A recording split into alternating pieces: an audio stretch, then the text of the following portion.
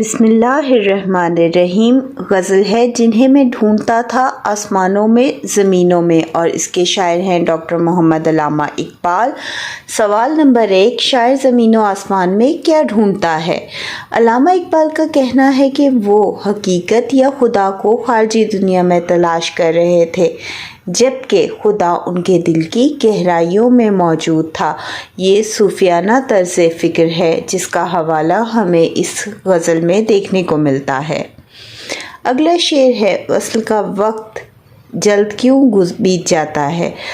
وصل کے لمحے اتنے خوشگوار ہوتے ہیں کہ وقت گزرنے کا احساس نہیں ہوتا۔ تیسرا سوال، اہل دل سے کون سے لوگ مراد ہیں؟ الہی کیا چھپا ہے اہل دل کے سفینوں میں؟ اہل دل محبت اور ایمان سے بھرے صوفیہ اولیاء کے دل ہیں۔ محبت کا اولین درس کون سا ہے؟ محبت کا اولین درس جس سے محبت کی جائے اس کا ادب کرنا۔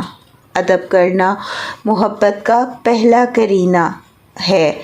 صبر اور خاموشی محبت کا اولین درس ہے۔ یہ رونا دھونا شکوے شکایت اقبال کے نزدیک محبت کا سلیقہ نہیں ہے۔ خود پر نکتہ چینی کا کیا مطلب ہے؟